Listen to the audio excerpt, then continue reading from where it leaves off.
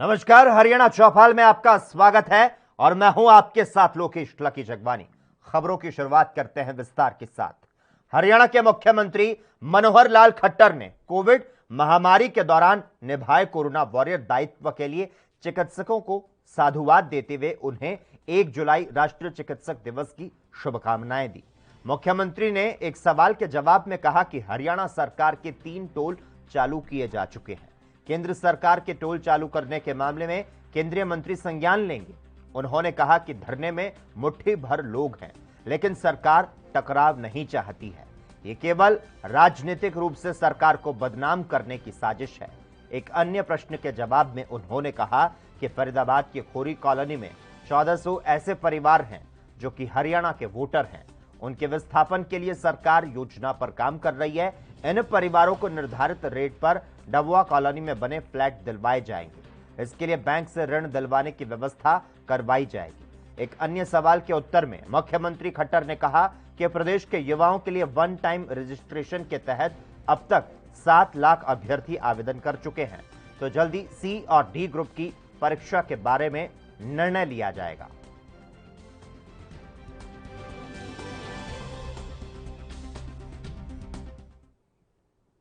हरियाणा के गृह और स्वास्थ्य मंत्री अनिल विज ने किसान नेता गुरनाम सिंह चढ़ूनी पर निशाना साधा।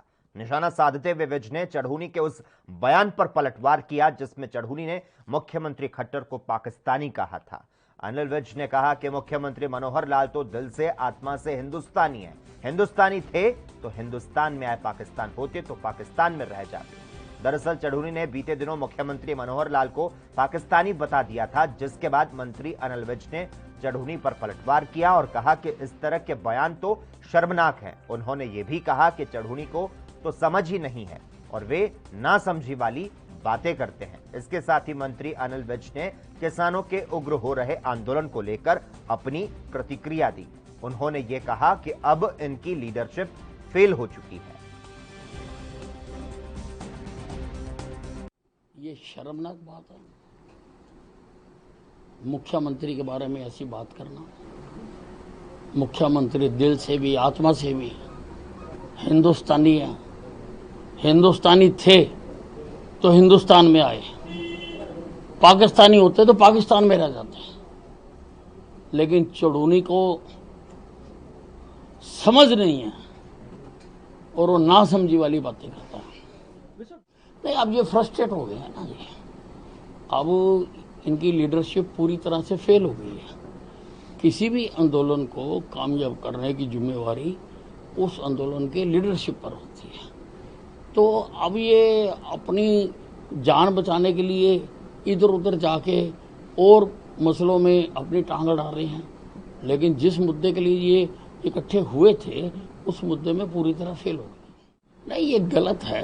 अब किसान जो हर रोज जो हिंसक होता जा रहा है, महात्मा गांधी के देश में हिंसक आंदोलन नहीं चल सकते। हिंसा का कोई काम नहीं है। अब ये हर जगह के ऊपर ये हिंसात्मक गतिविधियों में आते जा रहे हैं, ये ठीक नहीं। हरियाणा विधानसभा के अध्यक्ष ज्ञानचंद गुप्ता द्वारा वर्ष 2021-22 की शेष अवधि के लिए विधानसभा की 6 समितियों के सदस्य और विशेष मंत्री मनोनीत किए गए। हरियाणा विधानसभा सचिवालय की तरफ से जारी अधिसूचना के अनुसार विधायक जयवीर सिंह को वर्ष 2021-22 की शेष अवधि के लिए अनुमान समिति का सदस्य मनोनीत किया गया। इसी तरह से विधायक सीताराम यादव को वर्ष 2021-22 की शेष अवधि के लिए सरकारी आश्वासन समिति का, विधायक बिशन लाल सैनी को याचिका समिति का और विधायक नरेंद्र गुप्ता को स्थानीय निकाय एवं पंचायती राज संस्थान समिति का विशेष मंत्री मनोनीत किया गया है।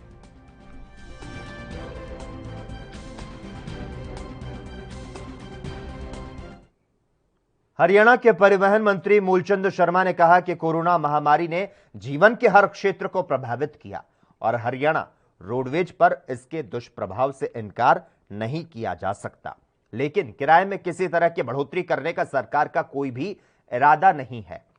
आपको बता दें, किराए में किसी तरह की बढ़ोतरी नहीं करने का इन्होंने कहा कि सरकार का कोई इरादा नहीं है, क्योंकि रोडवेज आम आदमी का हवाई जहाज है, तो उसे उसकी मंजिल तक पहुंचाने का एकमात्र सस्ता और भरोसेमंद साधन है। मूलचंद शर्मा ने कहा कि कुछ लोग समय समय पर रोडवेज की जो बात है वो सौंपने की बात करते रहते हैं, लेकिन मुख्यमंत्री मनोहर लाल के नेतृत्व में मौजूदा सरकार ने 809 बसें बेड़े में शामिल करके इस तरह की तमाम आशंकाओं को खारिज करने का काम किया है। उन्होंने कहा कि इसके पहले 150 मिनी बसें जबकि 19 वोल्वो बसें खरीदी गई।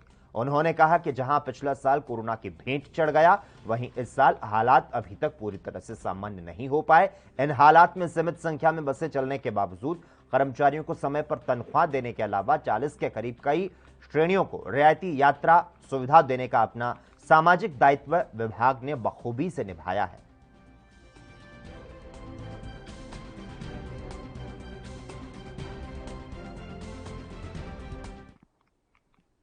रेवाड़ी के गांव करावरा मानकपुर निवासी प्रजापत समाज के दर्जनों लोगों ने रेवाड़ी पहुंचकर बीजेपी नेता सतीश खोला के कार्यालय पहुंचे, जहां उन्होंने अपनी मांगों को लेकर मुख्यमंत्री के नाम ज्ञापन सौंपा। दरअसल समाज की जमीन पर समाज के ही कुछ लोगों ने लंबे समय से अवैध कब्जा किया हुआ है, जिसे हटवाने के लिए इन लोगों ने बीजेपी नेता का रुख किया। मुख्यमंत्री के नाम ज्ञापन में ग्रामीणों ने बताया कि गांव में प्रजापत समाज की जमीन पर समाज के कुछ लोगों ने अवैध अतिक्रमण कर लिया है, जिस पर अतिक्रमण हटाने का नोटिस जो है वो भेजा गया था। नोटिस की अवधि 27 मई को पूरी होने के बावजूद भी आज तक अतिक्रमण नहीं हटाया गया। इस बारे में प्रशासनिक अधिकारी को शिकायतें भेजी जा चुकी है, लेकिन अभी तक किसी तरह की कोई कार्रवाई नहीं की गई है। ग्रामीण महिलाओं ने कहा कि मटके पकाने की जगह पर समाज के ही कुछ ताकतवर लोगों ने कब्जा कर लिया है, जिसकी वजह से हमारा कामकाज जो है वह ठप हो चुका है। जी हमारे बर्तन पकाने की जगह नहीं है जी, हमारे जल्दी फटाफट जगह खाली करवाओ जी। हमारे बच्चे परेशान होते हैं, हम किस लिए पेट भरते हैं जी। हमारे कच्चे मटके घर में रखे और हमारी बिरादरी ने उन पर कब्जा कर रखा है और वे हमारी मटके भी नहीं पकाने देते और ना कब्जा छोड़ते। और हम अपने बच्चे के लिए ये काम करते हैं। हम जब कच्चे मटके हमारे घर में है तो हमारे बिक्री रोजगार कैसे चलेगा, नो बताओ, हम क्या अपने बच्चे को क्या खिलाएंगे। हमारी ज़मीन के ऊपर कब्जा करी बैठे हैं सब और हमें अपना कब्जा छुटवाना है। हमने अपने नाम भाई हम अपनी जगह अपनी छोड़नी चाहिए, छुटवाने हैं उनके पास से। तो हमें मटका पकाने जगह नहीं है कहीं भी, हम कहाँ से पानी पियेंगे गरीब बालक, बताओ ये बताओ भाई। आपने यहाँ ठंडा पानी का रख रखा है, उन पे ना कितने पानी पियोगे, हम नहीं पकाएंगे। तो हमने 1.5 साल डोलती होगा, हमने देखो डोलती हैं, आपको तो हम सुना ही नहीं करता है। बताओ कैसे करम, हाँ ओड बच्चे उनने कहाँ पाड़ा, स्कूल में टिना लगाने नहीं दे पास, फिर कहाँ बढ़ाई हम छुटवाओ हमारी न थारो ऊपर दाल में दाल हैं। यह बात हमने करनी चाहिए कोशिश हमारी। काफी दिन से हम थार पीछे कई दिन हो गए, हम नाम से लू हैं कि माँ बच्चा न छोड़ छोड़ के घर आता वहाँ, हमारी खाली करवा दो जगह। गांव से प्रजापत समाज के कुछ लोग आए हैं, ये दावा कर रहे हैं कि ये 24 परिवार है और पंचायत दे की जमीन पर इनको कच्चे मटके पकाने का कई वर्षों से इनके दादा पुरखों को जमीन दी हुई है। इन्हीं के 9 परिवार के 9 सदस्य हैं जो वहाँ पे पक्की कंस्ट्रक्शन कर रहे हैं। तो इनका ये कहना है कि ये गांव वालों ने, पंचायत ने मिलकर के इनके काम धंधे के लिए, रोजी रोटी के लिए वो जगह दी थी, वहाँ पर पक्की कंस्ट्रक्शन ना करवाई जाए क्योंकि वो मटका पकाने का उसको अव्वा बोला जाता है। तो ये सामूहिक रूप से अव्वे की ज़मीन है। वैसे तो इनका आपसी मामला है, लेकिन प्रशासन के माध्यम से मेरे पास, विधायक के पास और शायद सांसद जी के पास भी ये गए हैं कि भाई हमारा आपसी बंटवारा आप लोग सुलझाएं। और इनकी बात सही है क्योंकि वो अव्वा। हरियाणा के बिजली मंत्री रणजीत सिंह ने ऊर्जा बचत को प्रोत्साहन देने के लिए शहरी एवं ग्रामीण क्षेत्रों के घरेलू उपभोक्ताओं के लिए देश में अपनी तरह की पहली डिमांड साइड मैनेजमेंट एसी योजना का शुभारंभ किया। इसके तहत प्रदेश में लोगों को 1,05,000 एसी न्यूनतम खुदरा मूल्य के 59% तक छूट पर उपलब्ध कराए जाएंगे, जिसके लिए इच्छुक लोगों को 24 अगस्त 2021 तक आवेदन करना होगा। बिजली मंत्री ने कहा कि बिजली विभाग ने डेक्कन ब्लू स्टार और वोल्टास समेत 3 नामी कंपनियों के साथ समझौता किया है, जो कि लोगों की मांग पर 1.5 टन क्षमता का बिजली खर्च की बचत करने वाले स्लिपट एसी कम मूल्य पर उपलब्ध करवाए जाएंगे। इसके तहत घरेलू उपभोक्ता अपने पुराने एसी को बदलवा सकेंगे। इसी तरह से ये कंपनियां नए एसी खरीदने और पुराने एसी बदलवाने पर उपभोक्ताओं को एमआरपी पर छूट देगी, तो वहीं हरियाणा सरकार की तरफ से इन पर सब्सिडी दी जाएगी।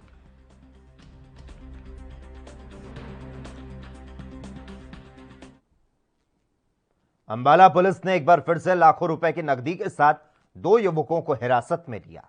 एक सूचना के आधार पर पकड़ी गई करीब 25 लाख रुपए की नकदी के मामले में पुलिस ने एक्साइज और आपको बता दें विभाग को सूचित कर दिया है ताकि मामले की जांच की जा सके कि आखिर इतना कैश कैसे और कहां से आया। वहीं इसी नगद राशि मिलने के बाद इसे हवाले से जोड़कर भी देखा जा रहा है। फिलहाल जांच होने के बाद इस मामले का खुलासा हो पाएगा कि आखिर यह पूरा मामला है क्या। आपको बता दें पुलिस ने गुप्त सूचना के आधार पर नाकेबंदी करते हुए स्कूटी पर सवार 2 युवकों को पकड़ा और जांच करने पर उनके पास से काला बैग बरामद किया गया जिसमें 24,40,000 रुपए कैश रखा था। इस बारे में पूछा गया तो कुछ संतोषजनक जवाब वे नहीं दे पाए।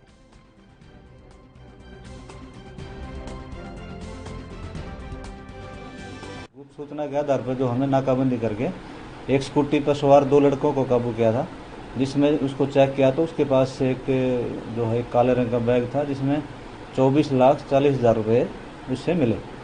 तो जिस बारे उनसे पूछा गया तो उन्होंने उसमें बताने में असमर्थ थे कि ये पैसे कैसे पैसे हैं, ये किससे लाए, कहाँ जा रहे हैं।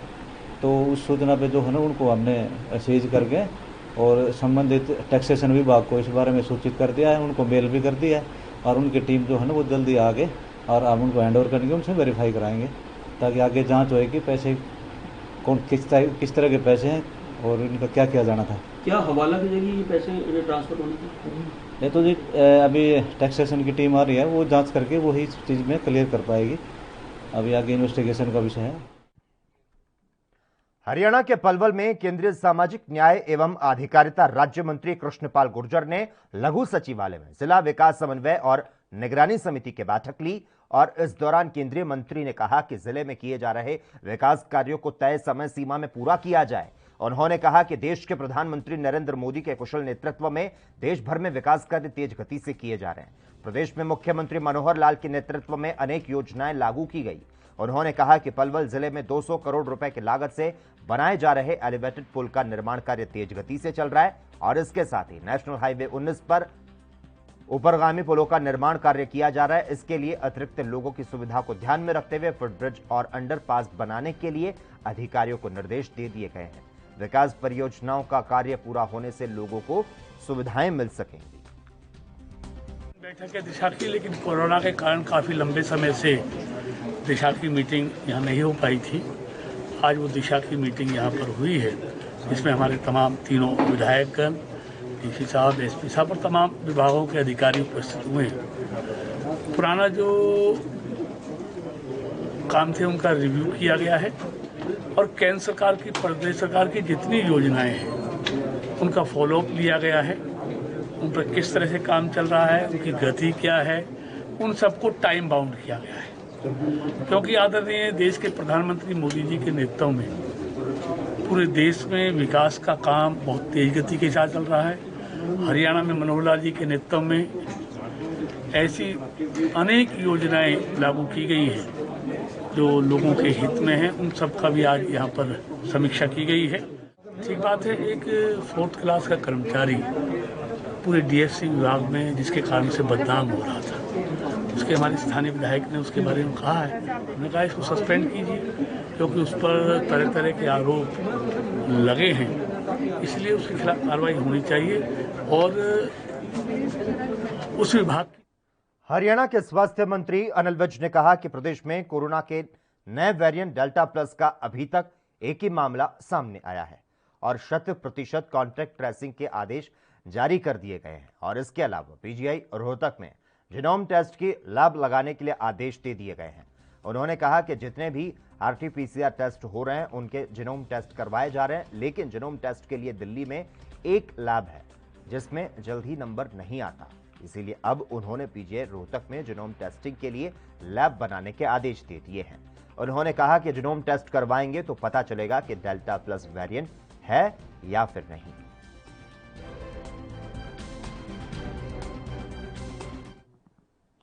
हरियाणा के रोहतक में पानीपत से अपनी पत्नी और बच्चों को रिसीव करने आए एक व्यक्ति की गोली मारकर हत्या कर दी गई। इस मामले में हत्या के कारणों का अभी तक खुलासा नहीं हो पाया है। पुलिस मृतक की पत्नी का बयान को दर्ज करते हुए आगे की कार्रवाई जुट चुकी है और फिलहाल शव को पोस्टमार्टम के लिए रोहतक पीजीआई भेज दिया गया है। इस मामले में पुलिस का कहना है कि जल्दी इस मामले में आरोपियों की गिरफ्तारी कर ली जाएगी। ये सुबह 3 बजे कंट्रोल रूम से सूचना मिली थी हमको कि भाई जलेबियों के पास एसआर पेट्रोल पंप है कि अज्ञात व्यक्ति ने गोली मार के फेंक दी थी। यहाँ पे मौके में पहुँच के पता चला कि ये पानीपत का रहने वाला है। इसका नाम है सौरभ सक्सेना और ये यहाँ पे जैसे इसकी वाइफ आ रही थी यूपी से मैनपुरी से, उसको लेने आया था।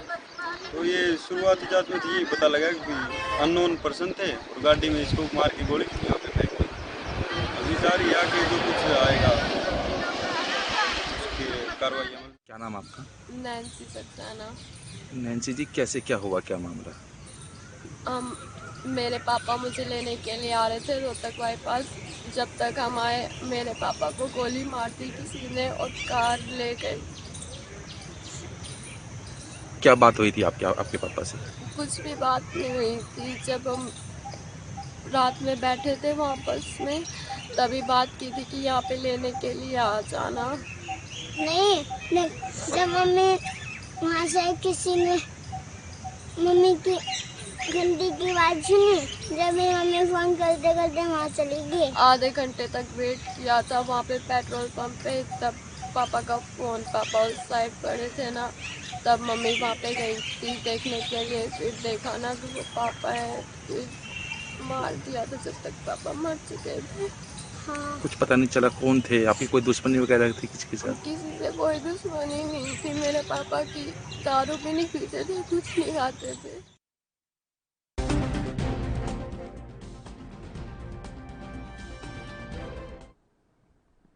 भिवानी में भवानी खेड़ा क्षेत्र के गांव दुर्जनपुर में जलघर के टैंक में 2 सगे भाइयों की पानी में डूबने से मौत हो गई। हादसा बुधवार शाम 4 बजे हुआ।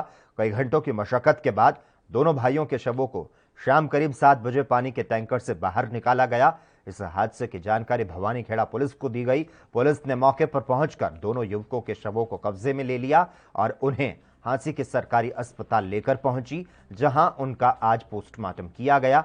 आपको बता दें, मृतक 3 भाई थे। पुलिस ने मृतकों के पिता बलवान सिंह के बयान को दर्ज कर लिया और आगे की कार्रवाई शुरू कर दी है।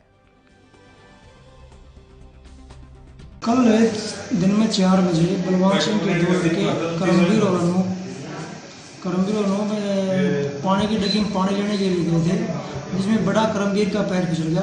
उसको बचाने के लिए अनु भी पानी को आया तो दोनों ही पानी में डूब गए। पानी में करीब 2 फुट की डिग्गी, उसमें करीब 8 फुट पानी था और दोनों को शाम को 7 बजे निकाल कर उनको कार्रवाई के लिए हांसी ले गए, जहाँ दोनों की मौत हो गई है। कार्रवाई की जा रही है। कितनी उम्र थी सर इनकी? करमवीर बड़ा था, उसकी उम्र 19 साल, जो उससे छोटा अनूप था उसकी उम्र 17 साल। फरीदाबाद स्वास्थ्य विभाग ने ऑटो चालकों के लिए कोविड वैक्सीनेशन कैंप और कोविड टेस्टिंग कैंप चलाया। फरीदाबाद दिल्ली बॉर्डर पर लगाए गए इस कैंप में ऑटो चालकों को प्राथमिकता के तौर पर वैक्सीनेशन दी जा रही है और जो लोग टेस्ट कराना चाहते हैं वे भी इस कैंप में टेस्ट करा सकते हैं। इसके अलावा अन्य लोगों के लिए ये सुविधा खुली हुई है। स्वास्थ्य अधिकारियों के मुताबिक फरीदाबाद शहर में ऑटो चालकों की संख्या हजारों में है और प्रतिदिन लाखों सवारियों को वे एक से दूसरी जगह पर पहुंचाते हैं। ऐसे में इनके कोविड संक्रमित होने पर यात्रियों को भी संक्रमण का खतरा हो सकता है और इसी के चलते स्वास्थ्य विभाग ने ऑटो चालकों को ध्यान में रखते हुए वैक्सीनेशन कैंप बॉर्डर पर आयोजित किया गया है, जिससे ज्यादा से ज्यादा ऑटो चालकों को वैक्सीन लग सके और वे इस बीमारी से बच सकें। सर, स्वास्थ्य विभाग का जितना कुछ धन्यवाद किया जाए उतना मैं अपने ऑटो रिक्शा यूनियन फरीदाबाद जिला की तरफ से धन्यवाद करता हूं। साथ में डॉक्टर साहब मान सिंह जी का धन्यवाद करता हूं। इसके साथ साथ ट्रैफिक राजीव कुंडू जी, 3 दिन पहले मैंने उनसे निवेदन किया था कि सच्चो साहब, हमारे बदरपुर बॉर्डर पे दिल्ली नज़दीक होने के नाते बहुत सारी भीड़ आती है जिनको हमें फरीदाबाद पहुंचाना पड़ता जो है सवारियों में, गाड़ियों में बैठा करके जो है। तो इससे सर, क्योंकि हमारे यहाँ मीटर वाला सिस्टम नहीं है, हमारे यहाँ ऑटो रिक्शा में जो है वो शेयरिंग का सिस्टम है जो है, जिसको ले जा करके फरीदाबाद छोड़ते हैं, तो एक दूसरे में छुआछूत में जो है के कारण डॉक्टर मान सिंह जी ने सचिव साहब से बात करके जो है हमारे यहाँ कैंप लगवाया है। स्वास्थ्य विभाग का हम बहुत बहुत धन्यवाद करते हैं जो है। और लगभग सर ये 2-3 दिन लगातार, क्योंकि हमारा 1000 का परिवार है यहाँ जो बॉर्डर पर स्वास्थ्य विभाग की तरफ से बहुत अच्छा उनका स्वास्थ्य विभाग वालों का सहयोग रहा। हमने स्वास्थ्य विभाग से अनुग्रह किया था, वो कैंप लगा हुआ है, अच्छा चल रहा है। पूर्वांचल ऑटो यूनियन की तरफ से मैं धन्यवाद करूंगा, दुबे जी का भी धन्यवाद करूंगा। इन्होंने हमने मिलकर मेहनत किया, मेहनत करके इसको सक्सेस करने की पूरी तैयारी में है। तो क्या कहेंगे, ऑटो में भारी मात्रा में भीड़ होती है, हाँ, उस बीमारी की जो जी आंकड़े हैं वो कहीं ना कहीं, हाँ, क्या कहेंगे इसको? इसीलिए हम लोगों ने पूरा तैयारी करके मास्क अपने यूनियन वालों को भी बांटा और सवारियों को भी मास्क दे रहे हैं, बांट रहे हैं कि आप लोग ऑटो में मास्क पहन के आए जाएं, सुरक्षा करें, अपनी भी सवारी की भी, ड्राइवरों को भी दिया जा रहा मास्क, सबको कहीं से दिक्कत न हो। हमारे लगातार कैंपिंग पहले से चलते आ रहे हैं, पहले बल्लभगढ़ में भी लगाया, आगे भी चलता रहेगा। आज विशेष इन टेम्पो ड्राइवरों के लिए, ऑटो ड्राइवरों के लिए बहुत ज़्यादा इनको इन्फेक्शन के चांस होते हैं कोविड के, और अगर ये इन्फेक्टेड हो गए तो ये सवारियों को फैलाने के उससे भी ज़्यादा चांस होते हैं। इन सब चीज़ों को मद्देनज़र रखते हुए आज कोविड-19 वैक्सीन का और टेस्टिंग का दोनों ही प्रकार के कैंप यहाँ जारी हैं। ये बदरपुर बॉर्डर पर बाईपास रोड के पास ये माननीय हरियाणा के अंबाला में एक निजी स्कूल के फर्जी दस्तावेज का मामला सामने आया, जिसमें एक स्कूल टीचर द्वारा लगाई गई आरटीआई ने कई तथ्यों को उजागर करके रख दिया। दरअसल इस मामले में स्कूल वालों ने एक नगर निगम अधिकारी पर फर्जी दस्तावेज बनाने का मामला दर्ज करवा दिया, लेकिन इस मामले में स्कूल टीचर की एफआईआर दर्ज नहीं की जा रही, जिसके बाद स्कूल टीचर नगर थाने में पहुंच गई और एफआईआर करवाने की मांग की। सीएम विंडो करी थी, उस सीएम विंडो का जो रिप्लाई है हमारे पास 20 जून को बीओ ऑफिस में आया था और 21 जून कॉल आया था कि मैम सेंट जोसेफ स्कूल से हम लोगों ने आपके सारे रिकॉर्ड्स मंगवा लिए हैं, आप आके उसको वेरीफाई कर दीजिए। जब हम लोग वेरीफाई करने के लिए गए तो वहाँ पे जो डॉक्यूमेंट्स हम लोग जब चेक कर रहे थे उसमें एक पीडब्ल्यूडी का सर्टिफिकेट था जो कि फॉर्ज लग रहा था। उसका रीज़न ये है कि उसमें हम लोगों ने आरटीआई डाल के पहले ही कंफर्म कर लिया था कि क्या आपने इनको इशू किया है कि नहीं सर्टिफिकेट। तो पीडब्ल्यूडी ने क्लियर कर दिया था कि हमने इस साल इनको रिन्यू नहीं किया है। तो उसके बाद पीडब्ल्यूडी में भी हमने कंप्लेंट करी है कि आपका ये डॉक्यूमेंट जो है फोर्ज करा गया है स्कूल के द्वारा, क्योंकि उसके अंदर एक पूरा उसका पेपर फॉर्ज है, उसके बाद स्टैंप भी है और सिग्नेचर भी है। एक स्कूल के लिए पूरा सिग्नेचर करा हुआ फॉर्ज है। देन उसके बाद एसपी ऑफिस में हम लोगों ने एक मेल करी थी और बाय हैंड कॉपी भी दे के आए हैं और एसएचओ बलदेव थाना को भी एक कॉपी दी थी। का मसला हमारे सामने आया है। सारा किन बनर्जी ने स्पष्ट लिखा कि मुझे जैसा मालूम हो गया है भी ये जो है सर्टिफिकेट जो फिटनेस का है पीडब्ल्यूडी से लिया है, ये जारी हो सकता है और इस पर फर्जी है। ये हमने फतेहाबाद में नागरिक अस्पताल में आउटसोर्सिंग के तहत लगे कर्मचारियों को हटाने का मामला एक बार फिर से चर्चा में आ गया है। कर्मचारियों ने बार एसोसिएशन के पूर्व प्रधान सुशील विश्नोई के नेतृत्व में अस्पताल के बाहर धरना दिया और नारेबाजी की। सुशील विश्नोई ने कहा कि सिविल अस्पताल में भ्रष्टाचार चरम पर है, अधिकारियों से लेकर कर्मचारियों तक ने भ्रष्टाचार किया है। योग्य कर्मचारियों को हटाकर अयोग्य लोगों को भर्ती किया गया, जिसको लेकर कई बार सीएम विंडो पर शिकायत की गई, जिसकी जांच फाइल हो चुकी है, लेकिन कार्रवाई नहीं की गई। तो वहीं हाईकोर्ट द्वारा हटाए गए कर्मचारियों को ज्वाइन करवाने के लिए आदेश दिए जा चुके हैं, लेकिन इस पर भी अमल नहीं किया गया। इन जांच पर कार्रवाई करने और कर्मचारियों को दोबारा ज्वाइन करवाने की मांग को लेकर सीएम के नाम डीसी को ज्ञापन सौंपा गया। आज हम सिविल हॉस्पिटल के खिलाफ भ्रष्टाचार सिविल हॉस्पिटल में और सिविल हॉस्पिटल के कर्मचारी अधिकारी जिन्होंने भ्रष्टाचार किया, जिन्होंने आउटसोर्सिंग कर्मचारियों के साथ ज्यादती की है, उनमें के खिलाफ हम पहले कई सीएम विंडो शिकायतें लगा चुके हैं, वो सभी फाइल कर चुके हैं, जो कि एमनिटी सिटीजन पर्सन और सीएम हाउस से मिलकर ये अधिकारी अपनी जांच खुद ही करते हैं और उसको फाइल कर देते हैं। आज हम उन सभी जांचों का ब्रीफ ब्यौरा लेके आए हैं। एक एक दरखास्त को हम बताएंगे और मुख्यमंत्री को ज्ञापन देंगे।